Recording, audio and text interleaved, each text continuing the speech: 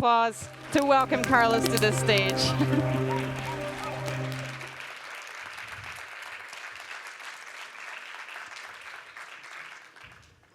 Thank you. There are 500,000 children without an assigned pediatrician in Andalusia.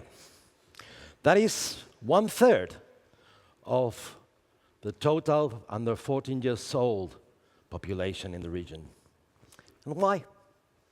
First, because we miss at least 1,000 doctors in Andalusia. And if we look at the whole of Spain, the number reaches 6,000 missing healthcare professionals.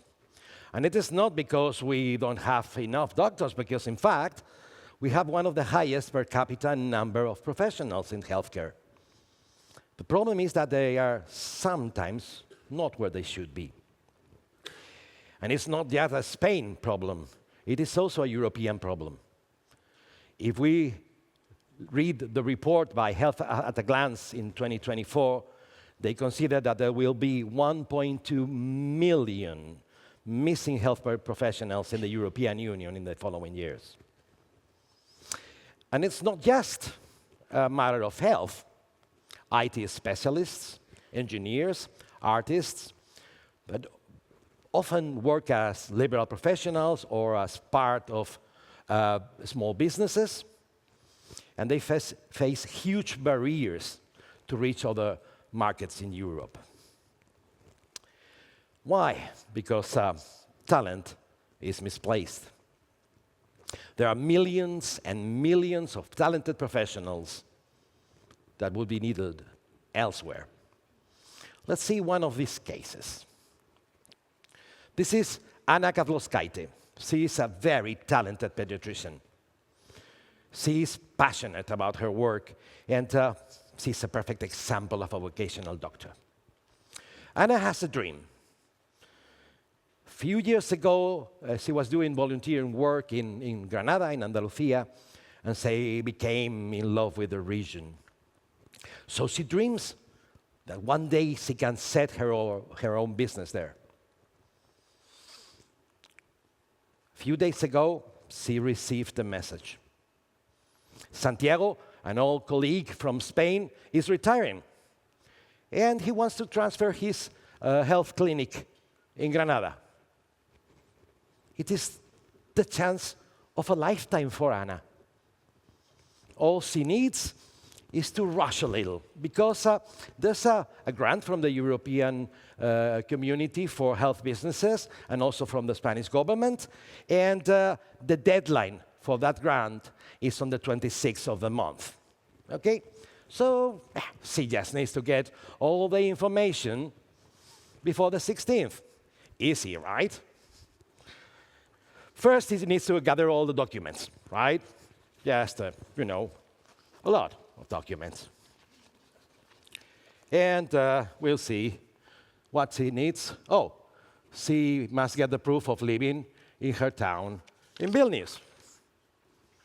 And once she's done that, she needs to obtain the official title of doctor from the University of Kaunas, where she studied.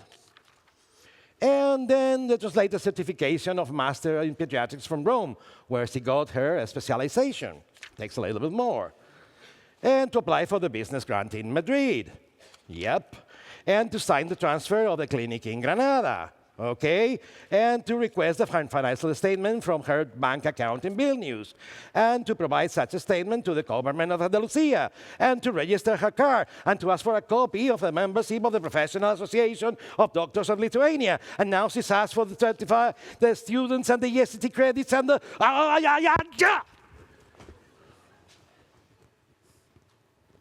She fails. She fails miserably. So, bursting in tears, she writes to Santiago to tell him that he couldn't make it on time to get the grant. The complications, the bureaucracy, this is the exasperating reality for many talented people. So this is the end.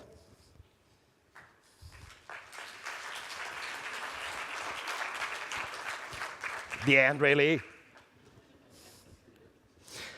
Let's get back in time, shall we? Just to that very first day when she received the message from Santiago, remember? What if she could make things simpler? What if we could help her make things simpler? What if she could find all the information she needs in one only site? What if she could make all the paperwork in just one process? What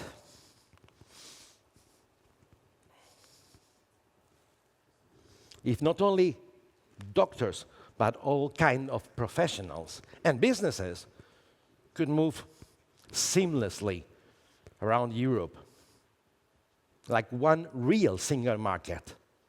Because there are already 11 million movers in working age in the European Union.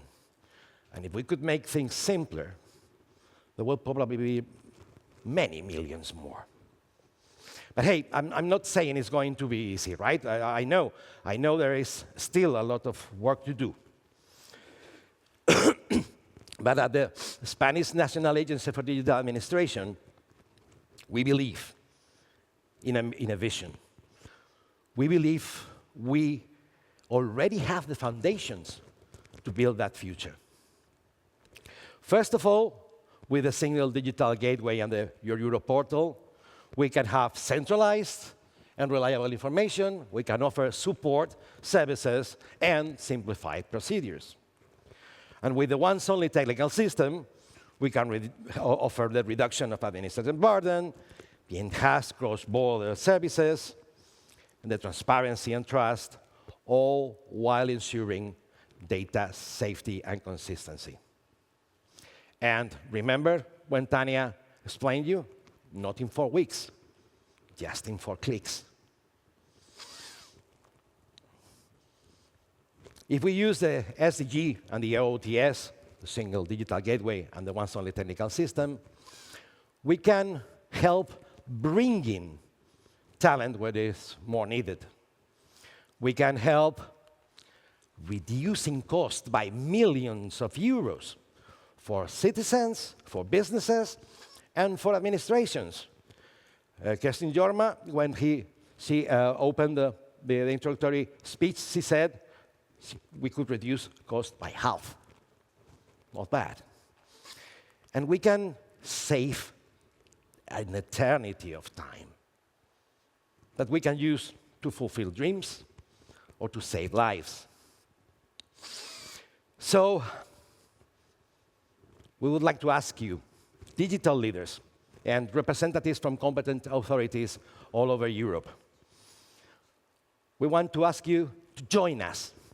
Join us in helping Anna fulfill her dream. Join us in helping bringing more pediatricians to Andalusia. Join us in improving the health system in Spain.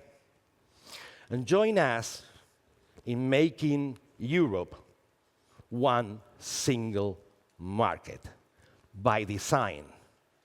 And together, as Marek beautifully put it, not as a bunch of twigs, but as a bundle. So, this is not important just for the talented people, okay? Because these talented people can help us create our networks, boost our businesses, or take care of our children. Remember the children at the beginning? So please, just contact your single digital gateway or once-only technical system national coordinator so that we can go together to make life simpler by design, because simplicity reveals talent. Thank you.